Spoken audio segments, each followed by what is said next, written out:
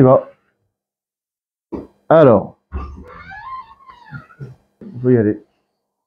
Donc, on va commenter un passage de la paracha de Shemot, la paracha qu'on lira Bezrat Hashem ce Shabbat.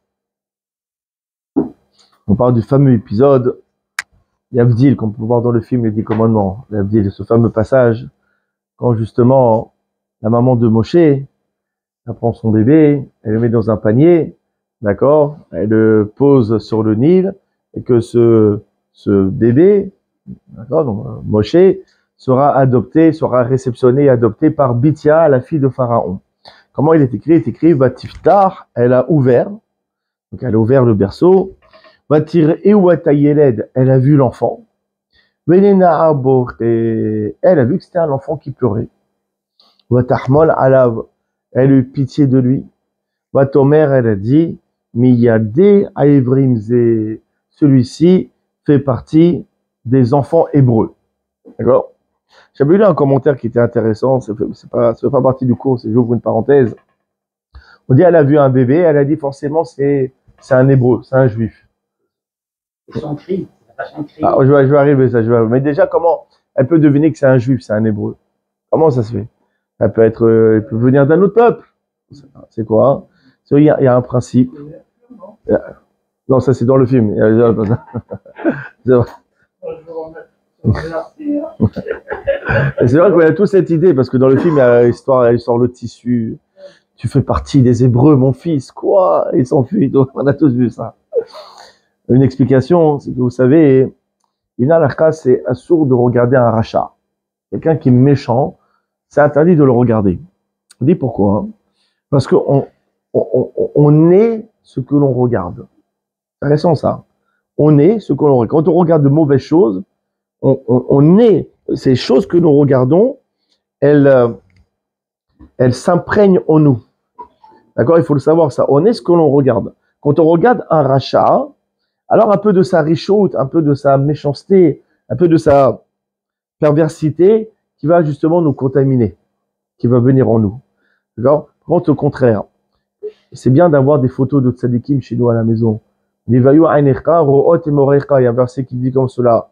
Et tes yeux regarderont tes maîtres. Et pourquoi? Parce que quand on regarde une photo d'un tzadik, Baba Saleh, Rav Maser Mazouz, aujourd'hui c'est ça, Iloula. C'est Iloula de Rav Maser Mazouz, c'est ce soir même. Alors, quand on regarde des photos comme ça de tzadikim, etc., ça a une influence sur nous. Ça transparaît sur nous. On devient aussi tzadik. Il y avait un rave, quand il ne comprenait pas quelque chose, il y avait la photo de son rave, dès qu'il regardait, quand il ne comprenait pas quelque chose dans son étude, il était bloqué, un texte un peu coriace et tout. Lorsqu'il regardait, il y avait la compréhension qui lui venait. D'accord? Parce que quand on regarde des bonnes choses, alors on devient ce qu'on regarde. On dit, le peuple d'Égypte, c'était un peuple qui était cruel. Hein, parce qu'ils ont fait 210 ans d'esclavage. Ils ont égorgé des enfants pour que Pharaon il puisse se baigner dans leur sang. Ouais, lorsqu'il était lépreux. Alors, lorsqu'il manquait des briques dans les pyramides, ils prenaient des bébés, d'accord, et les mettaient dedans. C'était un peuple qui était cruel. Stama, la fille de Pharaon, elle n'était pas mieux. Elle a grandi avec Pharaon, le dictateur, d'accord, l'empereur du mal. Elle était comme lui. Or, lorsqu'elle a vu ce bébé, elle a ressenti en elle des sentiments de pitié, des sentiments de gentillesse, de bienveillance. Elle dit, mais jamais ça m'arrive, moi j'ai jamais ces sentiments, jamais je ressens de telles choses. Elle dit forcément, si j'ai eu tous ces sentiments en regardant ce bébé, c'est que forcément il vient des Hébreux. Parce que les Hébreux, malgré ce que l'on raconte dans les médias de nos jours, ils sont miséricordieux, ils ont pitié, ils ont de la bienveillance. D'accord? Donc forcément, si je suis devenu comme ça en le regardant, c'est qu'il peut venir que des Hébreux. Je trouve que c'est un très beau commentaire. En tout cas, le sujet est... On reprend le fil du cours. Donc, elle a ouvert, Vatireu, elle a vu, et Tayeled de l'enfant, Vinar Bourke, elle a vu que c'était un enfant qui pleurait, Vatahmol Alav, elle a eu pitié de lui, Vatomer, elle a dit, Miyade Alvrimze, celui-ci fait partie des enfants hébreux. Rashi explique, Et Mira'ata, qui elle a vu, Ayeled, elle a vu l'enfant, Zoupchoto, c'est le sens littéral. On dit Vatiftar, elle a ouvert, Vatireu, et elle l'a vu. Elle a vu lui. C'est pas précisé dans le texte qui elle a vu. Sens littéral, qui tu veux qu'elle voie? Mon grand-père? Non, forcément, elle voit qui? Elle voit le bébé, elle voit Moshe. Au Midrasho, maintenant, c'est quoi le sens littéral? Maintenant, Midrasho, pardon, ça c'était le sens littéral. C'est quoi maintenant le Midrash? Sherata Aimo Shechina. Elle a vu avec lui la Shechina.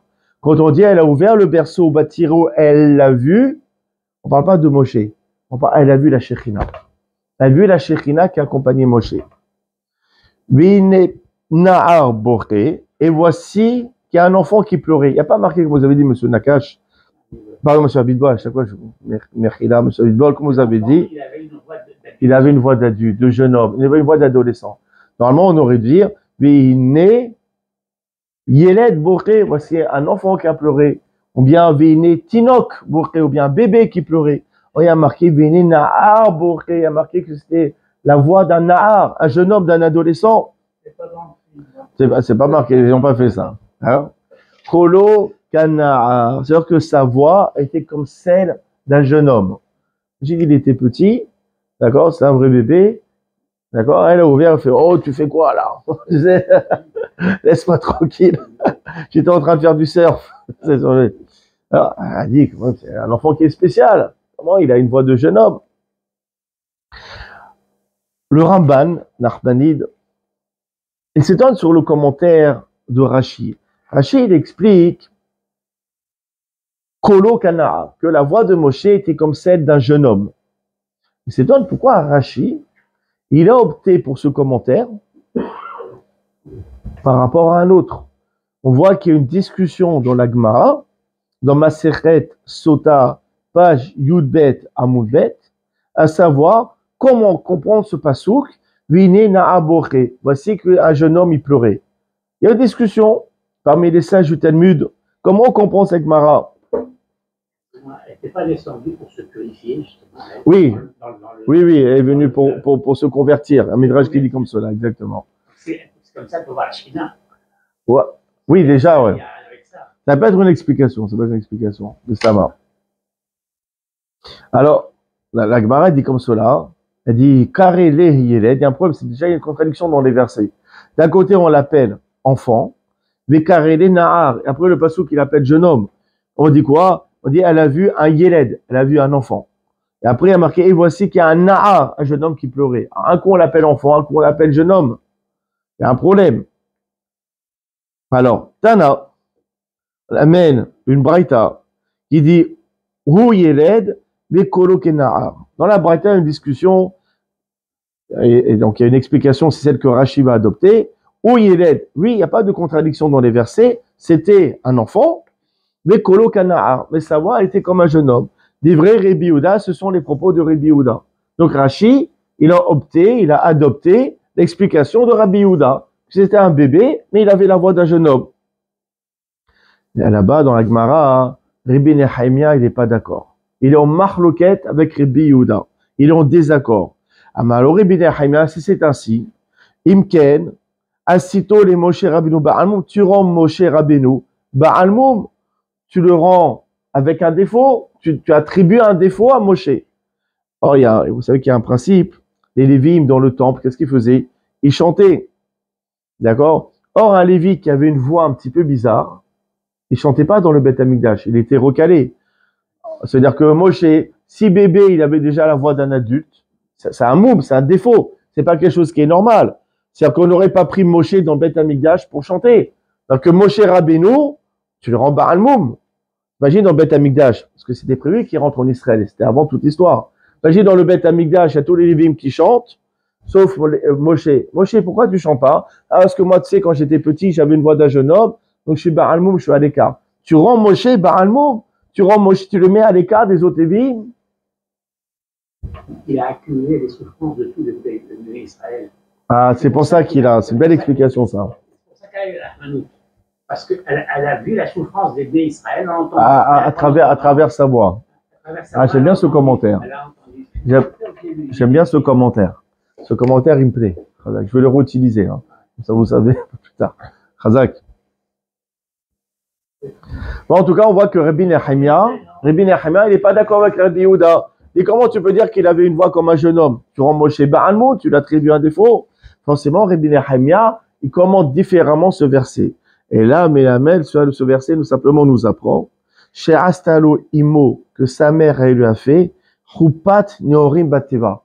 Dans le berceau nausée qu'elle lui a fait une choupa. Comme pour les mariages, comme on fait pour un jeune homme qui se marie. Amra, elle a dit, Shemé peut-être, Lo Ezaki le Choupato, peut-être que j'aurais pas le mérite de voir sa choupa.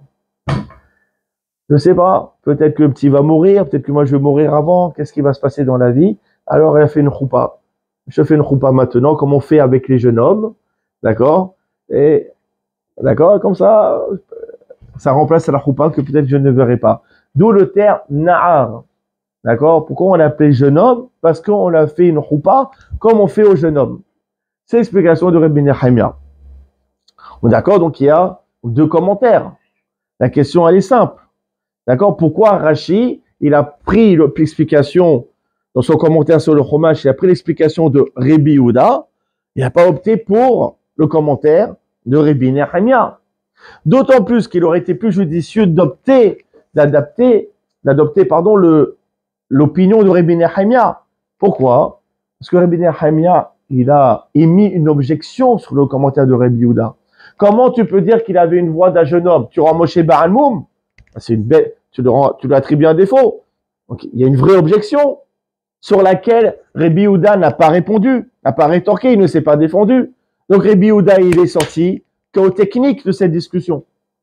Ouais. Donc normalement, c'est Rabbi Nehemia qui aurait dû être, c'est l'opinion de Rabbi Nehemia qu'on aurait dû adopter finalement. Donc c'est la question de tout le cours. Pourquoi Rashi a choisi le commentaire de Rabbi Yehuda au détriment de celui de Rabbi Nehemia? Ok. C'est une bonne question. Avant cela, déjà, il faut comprendre le commentaire de Rabbi Yehuda. Bien comprendre quoi Rabbi Yehuda, et s'est senti obligé d'expliquer que la voix de Moshe était celle d'un jeune homme. Et en fonction, on pourra répondre à cette question.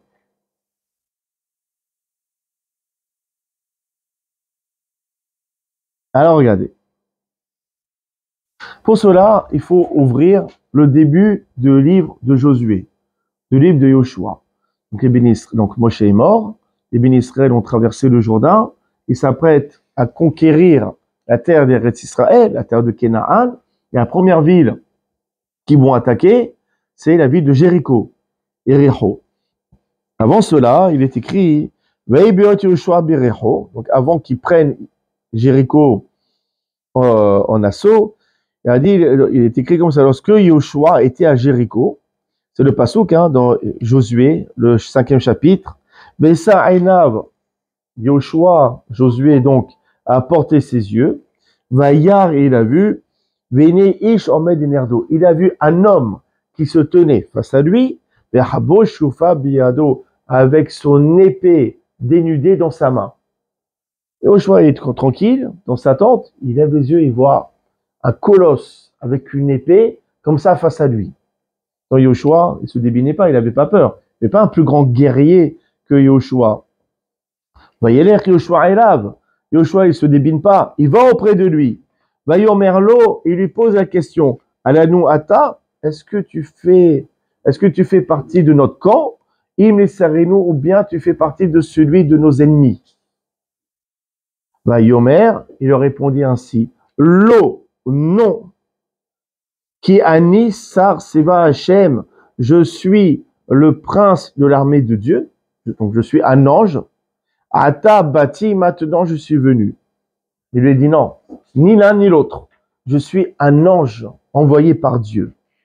Voyez Paul, Yoshua et Panav, immédiatement Yoshua tombe face à terre, Arsa, Veishtahu, et se prosterne, Vayomerlo, et il lui dit ainsi, Ma Adoni Medaber El Avdo, quel est le message qu'a mon maître auprès de son serviteur? Quel est le message? Pourquoi tu es venu?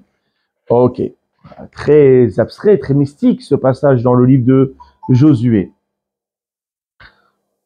Alors c'était qui cet homme qui s'est présenté face à Yoshua? C'était qui cet ange sous l'apparence d'un homme? C'était qui? Alors, dans le Midrash Rabbah, Bereshit Rabbah, le chapitre 97. D'abord, le Midrash, il remarque une anomalie dans le texte. Ata bati. Ata, c'est maintenant, c'est le présent. Bati, je suis venu, c'est du passé. Si je suis venu au passé, c'est que tu n'es pas venu maintenant. Et si tu viens maintenant, c'est pas que tu es venu dans le passé. Il y a un problème. Ata bati. On dit effectivement, bati le passé. Cet ange, on l'a déjà vu déjà. Avant l'histoire de Josué, cet ange, on l'a déjà vu quelque part. Il dit le Midrash, Aïe Moshe Rabach bati. À l'époque de Moshe, ton maître, je suis déjà venu. On le connaît cet ange. On l'a déjà vu. Et là, Shamit Palel, mais simplement, à l'époque, lorsque je suis venu auprès de Moshe, ton maître, il avait prié en disant, Im el panerka olokim veromer, où Moshe, il a dit, écoute, si c'est pas toi, Dieu, qui vient nous guider, ça ne m'intéresse pas. Ne nous amène pas en terre sainte. On ne veut pas être guidé par un ange, on veut être guidé par Dieu directement. D'accord? Donc ça veut dire quoi? Lorsque les bénis Israël, ils ont commis la faute du veau d'or, Dieu, il a dit, je veux plus être parmi vous. Qu'est-ce qu'il a fait? Il a envoyé un ange à la place.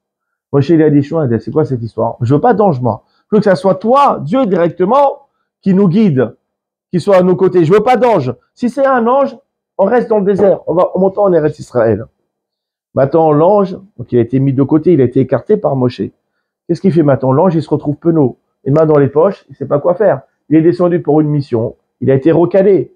Qu'est-ce qu'il fait? Le Midrash, il continue. Alors, il a remonté dans le ciel. Bon, il n'a qu'à remonter. Là, il dit, je pouvais pas. J'ai pas accompli ma mission. Malheur à un ange qui a été envoyé sur terre, qui ne fait pas sa mission.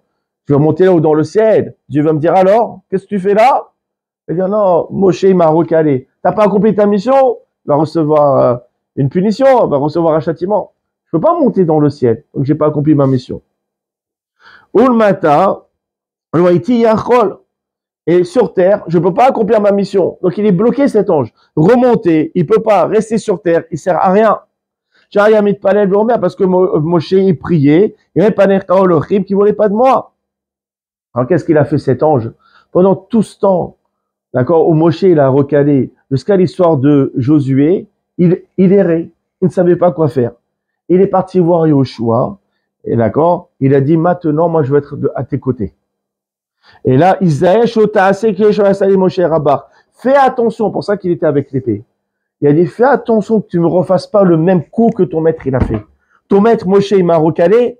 Là, à l'époque, j'étais tendre, j'étais jeune. Maintenant, j'ai une épée devant moi. Tu me recales, ça va très mal se passer. Tu n'as pas intérêt de me recaler comme Moshe l'a fait.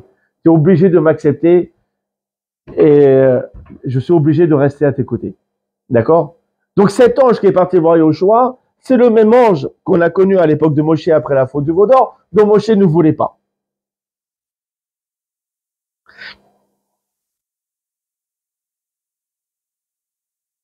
Il dit comme cela, hein, c'est quoi ce texte là, après la faute du veau d'or, où Akash Baruch Hu, il a voulu envoyer l'ange, il dit comme ça, Dieu il dit à Moshe, voici je vais t'envoyer un ange devant toi, pour te garder dans le chemin, et pour t'amener vers l'endroit que je t'ai préparé. Et Shamer Panav, fais attention à lui, parce que moi Dieu, je suis miséricordieux, moi je pardonne, lui c'est un ange, il est là pour faire sa mission. Celui qui transgresse, bam, il est foudroyé sur place. Lui, il n'a pas de sentiment, il n'a pas de notion de pardon, cet ange. Il est là pour faire sa mission. Ishamer Panav, fais attention à lui.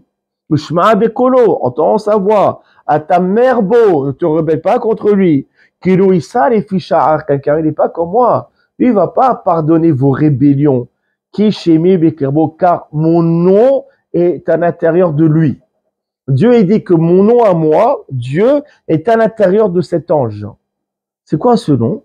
Rachid explique, bien sûr, au nom du Midrash, Kishemi Vekerbo, ça veut dire quoi? Que le nom de Dieu est à l'intérieur de cet ange, comme Dieu lui-même l'affirme. Rabotino Amrou, nos maîtres, ils ont dit de quel ange il s'agit. C'est quoi son nom? Matatron. C'est l'ange Matatron. Matatron. Matatron avec deux têtes. Sheshemo Keshem Rabo. Son nom est comme celui de son maître. Il porte le même nom que Dieu. Alors voilà, je vais amener des explications. Déjà, Matatron. En quoi Matatron, c'est le même nom que celui de Dieu? Matatron, Begematria, Shaddai. Matatron, ça a la même valeur numérique que Shaddai. Shaddai qui est le nom de Dieu. Pour ça, Dieu, il a dit, fais attention à lui, car mon nom est en son sein. C'est-à-dire quoi? Lui, il s'appelle Matatron, même Gematria que mon nom à moi, Shaddai. Deux taves. Deux têtes, pardon. Même, tête, Resh, Vav, Nun. C'était un mot d'origine étrangère? Non, Matatron, non, c'est de l'hébreu, la Shona Kodesh. Matatron, absolument. Maintenant, on voit quoi que... Ça fait penser à du grec un peu, c'est vrai, mais... Hein, ça sent le grec, hein, là, ouais. C'est vrai. Non, là, c'est un vrai Shem. Oui. Bon, là, apparemment, c'est la Shona Kodesh. Néanmoins, Moshe Rabbeinu, comme on avait dit, il a répondu à cela, il a dit, si c'est pas ta face à toi, Dieu, qui marche devant nous, nous ne voulons pas sortir d'ici. Donc, Moshe, il a fait, entre guillemets, son pourri gâté, il dit non, c'est toi, Dieu, ou rien. On ne veut pas de cet ange. Ok. En tout cas, cet ange qui est apparu à Yoshua et qui est apparu à l'époque de Moshe, on a un nom, c'est Matatron. Ah bon, on va faire plus connaissance avec cet ange. D'accord? On va essayer de connaître un petit peu plus.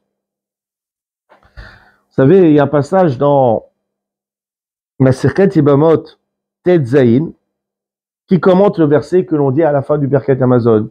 Na raïti gam zakranti velo raïti sadik ne'azav vezavro mevakesh lachem. Na raïti, j'étais jeune, d'accord? Na raïti, comment il y a marqué? Gam zakranti, j'ai aussi vieilli, et je n'ai jamais vu un tzaddik abandonné ou manquer de pain. Vous n'avez jamais vu un tzaddik abandonné dans le sens abandonné matériellement parlant. La question, elle est là-bas dans Masechet Yivamot, page Tetzaïn. D'accord? On pose la question. Man Amaré, qui c'est qui a dit ce verset? Nahariti Gamzakati, j'étais jeune, j'étais vieux. Qui c'est qui a dit ce verset? On est bloqué. Elima Kuchaberichu, si tu dis c'est le Saint béni soit-il, c'est Dieu lui-même qui l'a dit. Agmara dit, Miika Zikna Kame, est-ce qu'il y a la notion de vieillesse devant lui? Est-ce que Dieu, il peut dire j'étais vieux? Dieu est éternel. Quelle notion il y a de jeunesse ou de vieillesse? Donc forcément, c'est pas Dieu qui a récité ce verset. Mais là, forcément, c'est qui? David Amaré. C'est le roi David qui l'a dit. Or, David, il n'est pas morche-vieux, il est mort qu'à 70 ans. David dit, j'étais vieux, dans le sens Père Fouras. Genre, il a 100 ans, j'étais vieux, j'ai de l'expérience. Et il est mort à 70 ans, qu'est-ce qu'il a connu, le roi David? Mais là, David Amaré, il a dit, Mikashish Kulehai. Est-ce qu'il a veillé autant pour se permettre de dire, j'étais vieux? Alors, qui c'est qui a dit ce verset? C'est ni Dieu, ni le roi David. Pourtant, c'est un verset dans les Télim, dans les psaumes. Et là, Shma Amina, on en déduit, Sar Aolam Amro. C'est le prince du monde qui l'a dit. C'est qui le prince du monde? C'est pas Dieu, parce que Dieu, on a dit que c'est pas lui qui l'a dit. C'est qui ce prince du monde? Alors, là-bas, dans la Gemara, il faut voir les Tosfot. Quand Baruch Hashem, on étudie lundi soir, mardi soir, à chaque fois on regarde les Tosfot. Les Tosfot, ils disent là-bas, ils amènent au nom de Rabbeinu Tam, fameux petit-fils de Rashi, Shakavala Vazé, Amalach Matatron. Quand on dit le Sar Olam, le prince du monde, on parle de quoi? De l'ange Matatron. Nahariti Gamzakrati, Veloriti Sadik Ne'azav. Qui c'est qui a dit ce verset? C'est Matatron, c'est cet ange. Donc, quand vous allez faire le Birkat Amazon, vous allez avoir cette kavana, que c'est l'ange Matatron qui l'a dit. Et ça ne fascine pas les autres idolâtrices. Il y a Dieu, et puis il y a un autre ange. Ah, on va voir cet ange. On est dans la limite. Moi aussi, ça m'avait un petit peu dérangé, un petit peu. Mais non, ça m'avait un petit peu dérangé parce qu'on est un peu à la limite. Mais on regarde quand même toute proportion. D'accord? On regarde quand même les proportions. Quand même, Dieu reste à sa place, l'ange aussi. Vous allez voir à la fin. Donc, on voit ici quoi? Qu'est-ce qu'il a dit cet ange Matatron? Nahar Haïti. Il a dit, j'étais un jeune homme. Ça veut dire que cet ange, il a appelé jeune homme. Il a appelé Nahar. D'accord? On continue dans le Zohar aussi. Il y a une autre allusion dans le Zohar Hadash. Il est écrit comme cela. Il y a un passouk dans Michelet qui est connu, le verset 22. Hanor Nahar Apidarko. Éduque un enfant selon sa voix, selon ses capacités. Kam ki yaskin, de sorte que même lorsqu'il vieillira, lo yasur memena, il se n'écartera pas de cette éducation. D'accord? Il faut toujours éduquer un enfant, c'est du cas par cas. Moi, ça me fait rire quand je vois des livres d'éducation, comment éduquer ses enfants. Alors, il n'y a pas de manuel. Chaque enfant, il a sa manière propre. Hein. D'accord? Et quand, alors, le Zohar, comment il comprend ce passage qui dit Hanor Kalanahar. Hanor Kalanahar éduque le jeune homme. Il dit le Zohar, c'est la Kabbalah, je ne pourrais pas vous l'expliquer. En tout cas, ce verset, quand il y a marqué Nahar, jeune homme, Daou Matatron, c'est Matatron, c'est l'ange Matatron. Donc on voit aussi que dans le Zohar, cet ange Matatron, il a appelé quoi? Il a appelé Nahar. Il a appelé jeune homme. Dans la Gemara et dans le Zohar. C'est comme cela. Hein. Ah, pourquoi il a appelé jeune homme? Parce que quand on appelle un ange jeune homme, imagine, tu vois Hanor devant toi, tu dis jeune homme. C'est pas Kavod. Pourquoi il a appelé jeune homme? Regardez. À la fin de Parashat Bereshit, est écrit comme cela. Donc on parle de toutes les descendances des êtres humains, des passages très longs vers Shishi Shiveri. On parle d'un homme qui s'appelait Hanor. On dit Hanor Elokim. On dit que Hanor, il marchait avec Dieu. C'était un tzaddik. Mais il ne fait plus partie de ce monde. Kilakahoto Elokim, parce que Dieu l'a retiré. Il est mort jeune, Hanor. C'est quoi? Je n'ai pas vérifié. Beaucoup. À l'époque, c'était jeune. Mais en tout cas, il est mort beaucoup plus jeune que les géants de cette époque. Et le Targum Yonata est traduit comme cela. Il dit comme cela dans le Targum, la traduction de Yonatan, on dit Vehal et Tohi, il n'est plus là, Aim Dayare Ara, avec les habitants de la planète Terre, avec les habitants terrestres. Haroun, il s'est élevé. Itnegid, dans le sens Niftar, il a quitté ce monde, Vessalik, il est monté. La Rakia, il est monté vers le ciel, Bememar Kodesh Hashem par la parole divine. Bekara Shemé, et son nom a été appelé Matatron. C'est-à-dire que cet ange, c'était un être humain à l'époque. C'était Hanor, qui est mort plus jeune que les autres êtres humains de l'époque. Et lorsqu'il a quitté ce monde, il est pas mort réellement, il a subi une transformation. Il a été transformé en ange. Hanor, c'était son nom lorsqu'il était être humain, et lorsqu'il a été transformé en ange, il a pris le nom de Matatron. C'est pour ça qu'on l'appelle jeune homme, parce que cet ange, il est mort jeune quand il était être humain. C'est pour ça qu'on l'appelle jeune homme. D'ailleurs, on voit le passouk Hanor la Nahar dans Michelet. Qui est Hanor? Hanor, pas dans le sens Hanor éduque le jeune homme. Hanor la Nahar. Cet ange Matatron, c'est Hanor. Et qu'est-ce qu'il dit là-bas, le Targum Yonatan? Karachemé Matatron, donc son nom a été appelé Matatron, Safra Rabba, le grand scribe. Là-haut dans le ciel, c'est lui le scribe. C'est lui là-bas qui note tout là-bas. Safra Rabba. Pourquoi il est Safra Rabba? Pourquoi son métier en tant qu'ange, c'est d'être le grand scribe? Donc pour cela, il faut se référer à un autre passage du Talmud, dans Hagiga, page 15. Vous savez, il y en a quelques rabbanim, il y en a 4 qui sont montés dans le Pardès, qui sont rentrés dans les grandes sphères spirituelles, dans les secrets du monde, dans les secrets de la Torah. Et là, parmi les 4, c'était Elisha ben Avouya, qui était le rabbin, le maître de Rabbi Meir. Et à la suite de cette expérience, il est devenu athée, il est devenu hérétique.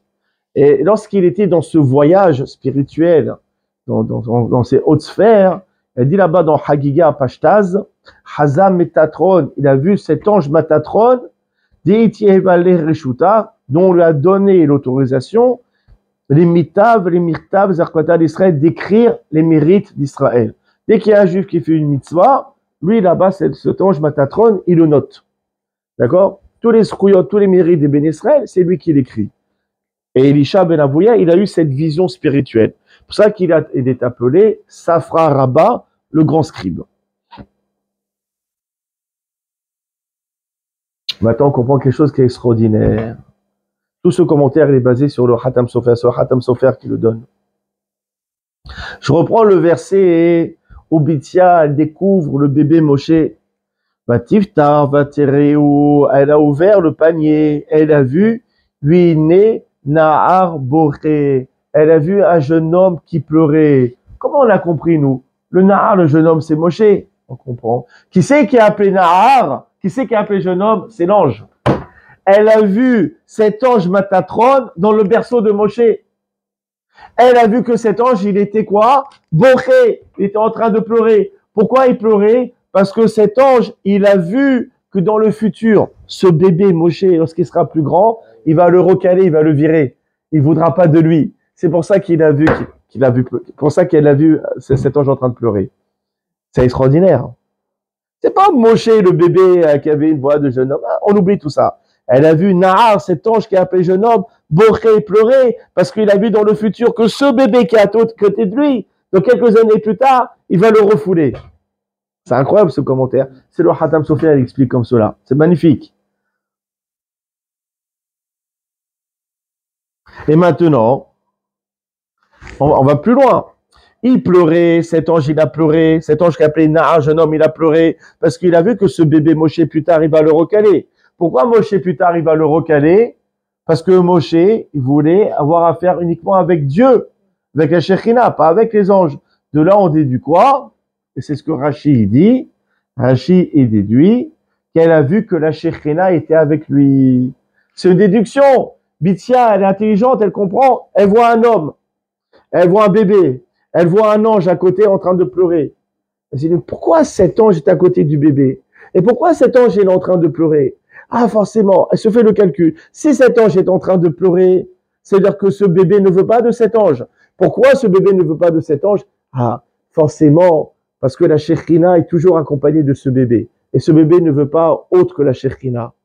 De là, Rashi, il a commenté, elle a vu que la Shekhina était avec lui. Elle a vu dans le sens, elle a compris, elle en a déduit. Ça prend tout un autre sens maintenant de cet épisode, de cette histoire. Et comme tu as dit, Bruno, ça ne fait pas partie dans le film, tout ça.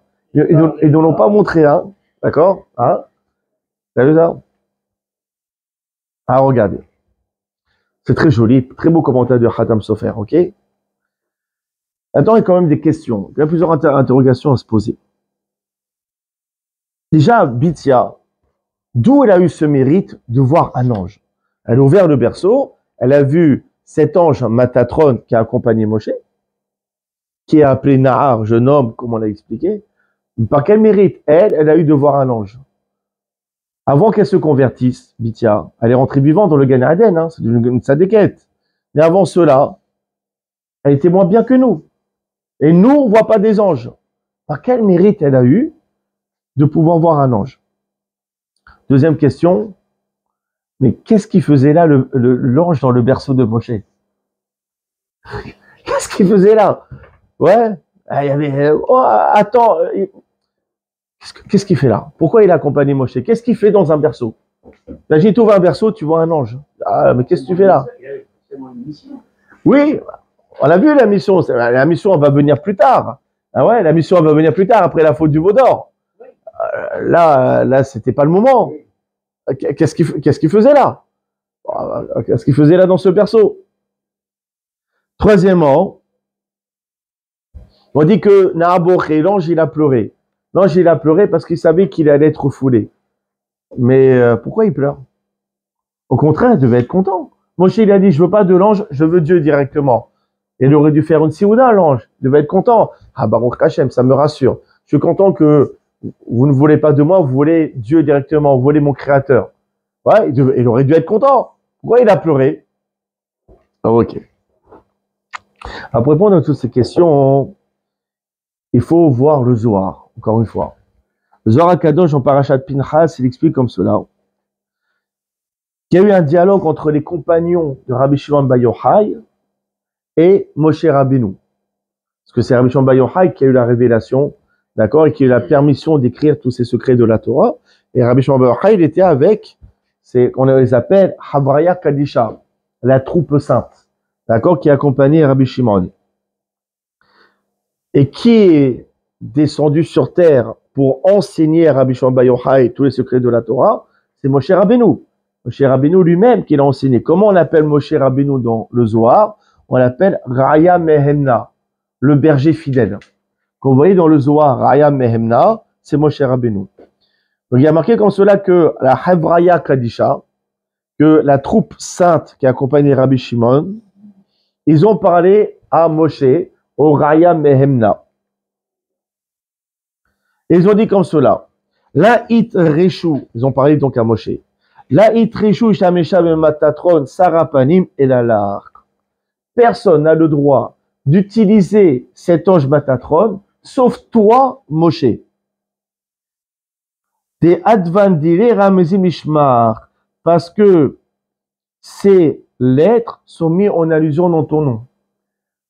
Donc les confrères de Rabbi Shimon Bar Yochai disent quelle chance tu as, Moshe. Cet ange Matatron, personne n'a le droit de l'utiliser, sauf toi, Moshe. Moshe, toi, tu peux l'utiliser. Donc qu'est-ce qu'il dit le Zohar? Il dit que dans le mot dans les lettres de Matatron, il met en allusion le nom de Moshe. Alors comment? Le Megalé Amukot, il explique ce passage du Zohar.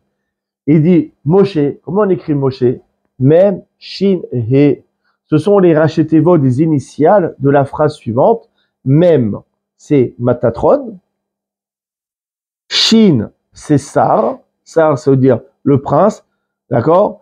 Le He, c'est Hapanim. C'est quoi Hapanim? De la face, ou bien celui qui est en face, d'accord, à proximité de Akadosh Baruch Hu. Donc dans les lettres de Moshe apparaissent le nom de cet ange. Moshe, Matatron, Sar, Hapanim. Qu'est-ce que ça veut dire à toute cette histoire qu'il y a un lien, un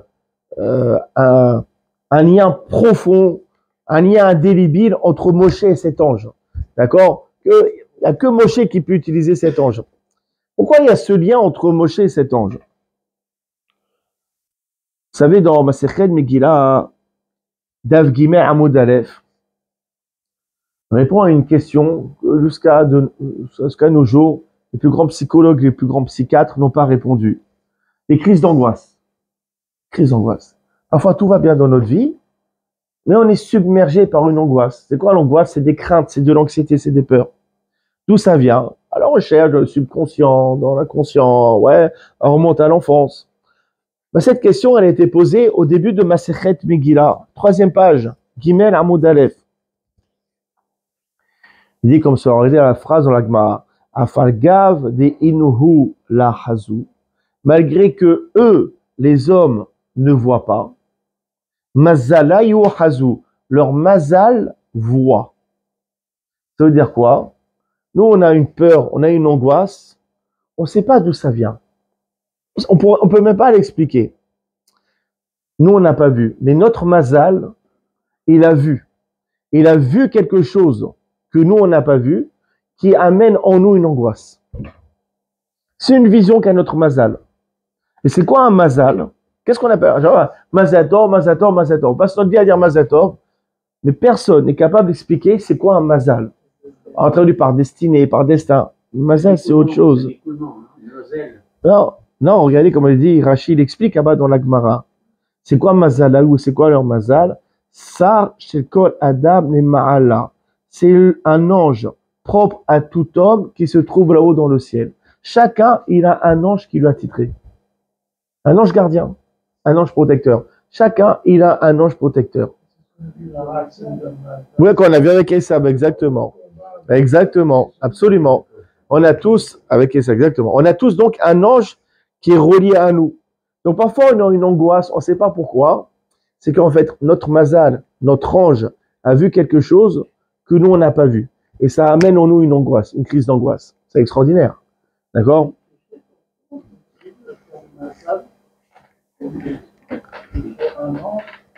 Je ne sais pas. Sur le plan étymologique, je ne sais pas. Je ne pourrais pas te dire.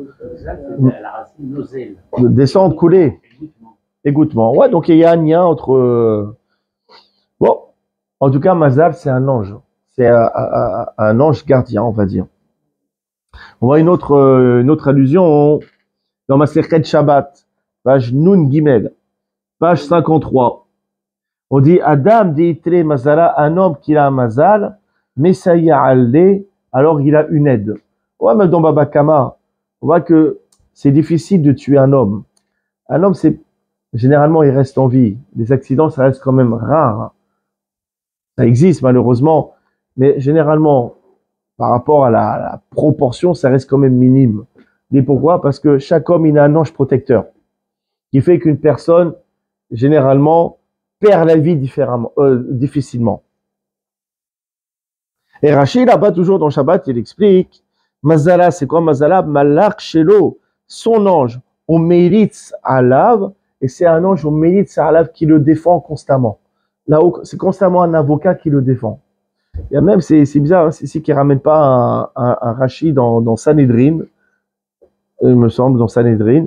À l'époque, quand les gens, ils achetaient une maison, d'accord, ils mettaient quoi? Ils mettaient du sucre, par exemple, dans les coins de la maison. Pourquoi? Non, la Gemara, elle dit différemment, mais dans Sanhedrin, et Rachid le ramène aussi, il faisait une pièce avec un lit, etc., carrément pour le mazal, pour que l'ange y soit bien à l'intérieur. Le mazal, il est bien à l'intérieur de la maison, et ça apporte du rire. Comme on dit chez nous, ça apporte du bien, du bonheur dans la maison. D'accord? Est-ce qu'on fait chez les Tunisiens et ailleurs, dès qu'il y a une maison, etc., je sais, on coupe de la damroute à l'entrée, on met des sucres partout, des fèves partout, etc. Tout ça pourquoi? C'est pour que le mazal, l'ange, il soit bien dans la maison. Et comme ça, les personnes, elles sont apaisées dedans. Ça vient de là. C'est le mazal. D'accord? Donc ça veut dire quoi? Chacun, il a un mazal. Chacun, il a un mazal. D'accord? Chacun, il a un ange gardien. Un, il a un petit. L'autre, il a un costaud. L'autre, il a un guerrier. L'autre, il a un timide. L'autre, il a mimimati. Chacun sa chance. D'accord? Chacun, il a son ange gardien. D'accord? Eh ben, l'ange gardien de Moshe Rabbeinu, c'était qui? C'était Matatron. Ah, the goat. The best of the best. L'ange le plus fort qui pouvait exister. D'accord? C'était l'ange gardien de Moshe Rabbeinu. Rien que ça. C'est extraordinaire. Maintenant, on comprend qu'est-ce qu'il faisait dans le berceau. Il faisait dans le berceau, il était en danger, Moshe Rabbeinu. Il était dans le Nil, un bébé tout seul. C'était son ange protecteur. C'est pour ça qu'il était dans le berceau de Moshe pour le protéger. C'est pour ça que l'ange, il était là-dedans. Ça répond déjà à la question, qu'est-ce qu'il faisait là? Et on comprend pourquoi on retrouve dans le nom de Moshe une allusion à cet ange, parce que justement, c'est son ange qui est protecteur, c'est son ange qui l'a affilié. Alors regardez. On reprend le passage qu'on avait lu là dans Masechet Sota, ce fameux passage du Talmud.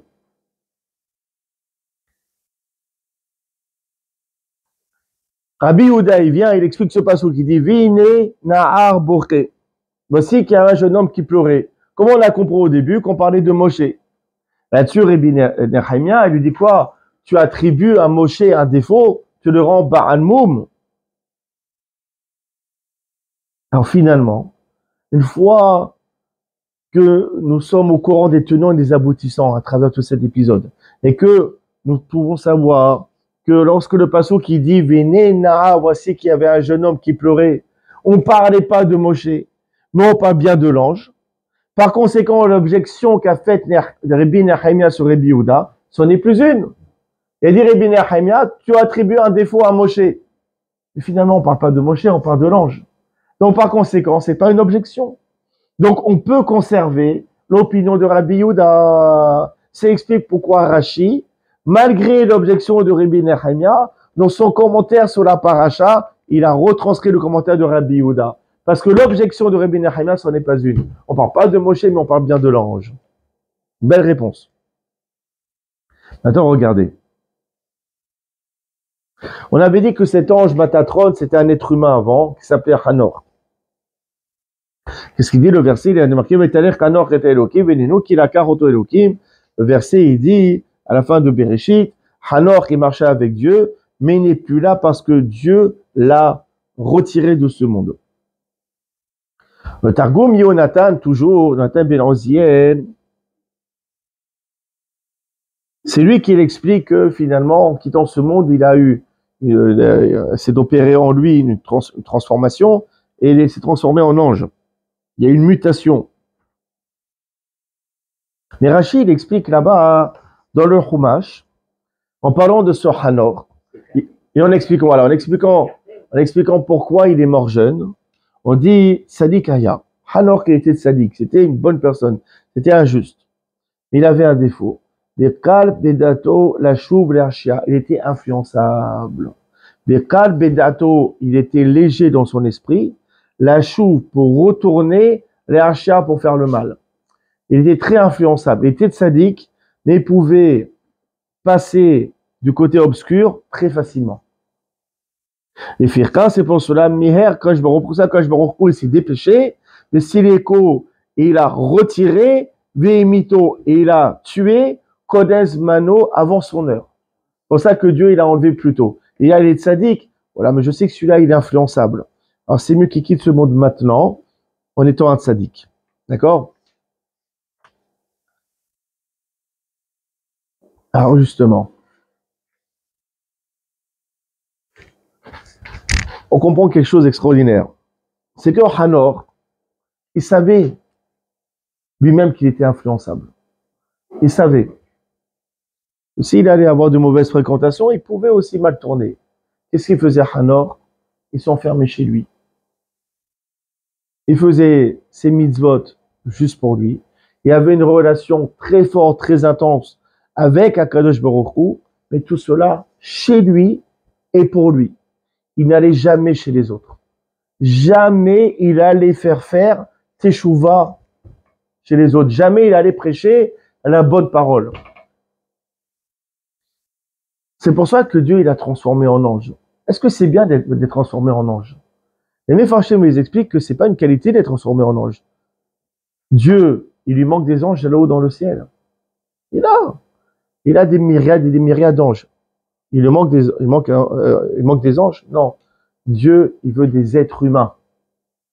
Il veut des personnes qui vivent comme des êtres humains. Or, les êtres humains, ils ont besoin d'une interaction.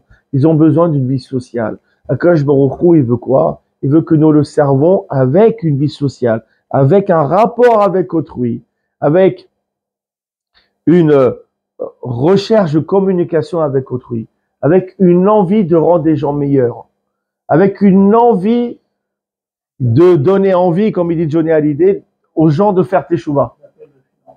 Le philanthropisme, exactement. C'est ce que Akadosh Baruch Hu veut de nous. Et donc, c'était une erreur.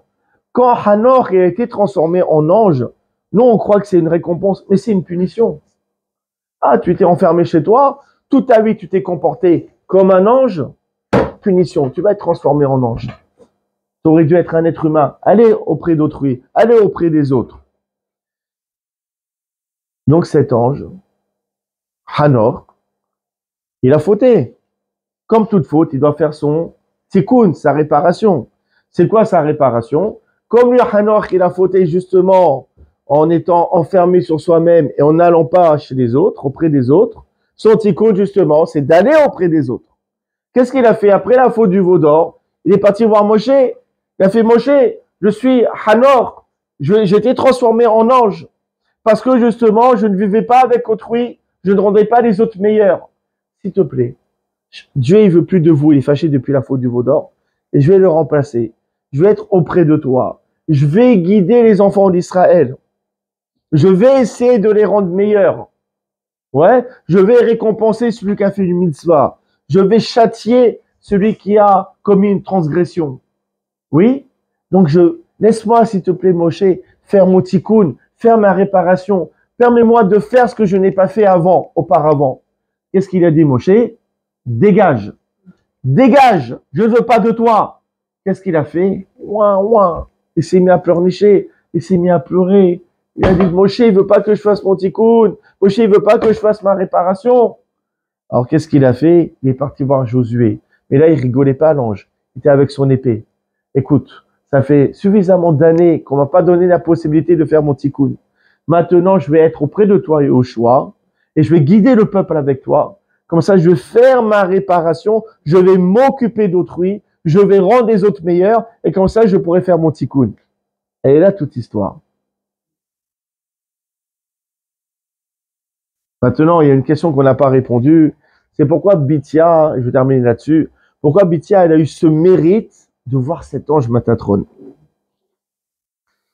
Dans le Harizat, dans Sefer Gigolim, il explique, Bithia, c'était la réincarnation de qui? Hi Gilgul Hava. C'était la réincarnation de Hava, de Ève. Au fil chez Hava Hi Yitzhak Kapal Shakadosh Baruch Hu, c'était qui le père de Hava? Elle n'avait pas de parents. Alors, c'est pour ça que quand il y a un Sheva Brachot, d'accord, on cite Adam et Hava, le Sheva Brachot, parce que c'est le couple idéal, parce qu'il n'y avait pas de beaux-parents. C'était un kiff. D'accord? Adam est marié avec Hava, il n'y a pas de beaux-parents. Je vous embrasse, les beaux-parents, hein, on rigole. D'accord? Incroyable. C'était qui le père de Hava? C'était Dieu lui-même. Ouais. Or, Bithia, la fille de Pharaon, ça veut dire quoi, Bithia? Bathia, la fille de Dieu. Pourquoi la fille de Dieu? C'est la fille de Pharaon qui est la fille de Dieu? Non, parce que dans une vie antérieure, elle était Bathia, elle était la fille de Dieu. Elle était Hava. Maintenant, qu'est-ce qu'elle a fait, cette Hava? Vous savez tous, elle a mangé du fruit défendu. Souvent, on parle d'elle, la pauvre. Elle a provoqué la mort dans ce monde. D'accord? La mort, ce n'est pas partie du projet divin. Elle a mangé le fruit, elle a amené la mort dans le monde. Maintenant, Bithia, elle doit faire le tikkun, elle doit réparer cela. D'accord? Elle, dans son ancienne vie, elle a amené la mort dans le monde. Elle, c'est quoi sa réparation? C'est d'éviter la mort dans le monde, d'empêcher la mort dans le monde. Qu'est-ce qu'elle a fait? Elle a pris Moshe, elle a enlevé du Nil. Elle a sauvé Moshe de la mort, mais pas que. On dit dans Maserhet Sota Yudbet, une fois que il y avait le mauvais décret de Pharaon de jeter tout mâle, tout garçon dans le Nil, là-bas la Gemara nous dit qu'au moment où Yocheved, elle a pris le panier où il y avait Moshe, le décret de Pharaon s'est arrêté. Pourquoi? Parce que tous les astrologues, ils ont dit, Pharaon, c'est bon, le sauveur des Juifs, d'accord, il a été jeté dans le Nil. On pouvait arrêter le décret. D'accord? Donc, qu'est-ce qu'elle a fait, Bithia? En sauvant justement Moshe, en l'extirpant du Nil, elle a annulé le mauvais décret de Pharaon. Donc, elle a sauvé des vies. Elle a fait son tikkun, elle a fait sa réparation. Quand elle était Hava, elle a provoqué la mort dans le monde. Elle, Bithia, d'accord? Qu'est-ce qu'elle a fait? Elle a fait le contraire. Elle a fait le tikkun. Elle a sauvé justement les bébés hébreux du mauvais décret de Pharaon. Et donc, par conséquent, comme elle a fait son tikkun, comme elle a fait cette réparation, donc elle est devenue parfaite, elle a retrouvé la madrega, le niveau qu'elle avait lorsqu'elle était Hava, lorsqu'elle était Ève. Par conséquent, elle avait la capacité et le mérite de pouvoir voir cet ange Matatron. C'est pour ça qu'elle a pu le voir. Je vais terminer sur une phrase de conclusion. C'est mon analyse personnelle. Il y a, vous savez donc, Hanor, il était transformé en ange. Pourquoi Moshe, on l'a pas transformé en ange?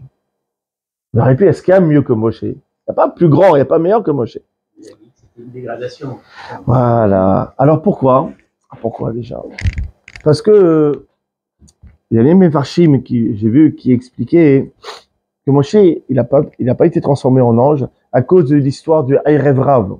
Il a pris un tas d'Égyptiens qui d'abord en Égypte, d'accord, soi-disant qui voulaient se convertir. Finalement, c'était du pipeau, ceux qui ont provoqué la faute du veau d'or, etc. et plein d'autres problèmes.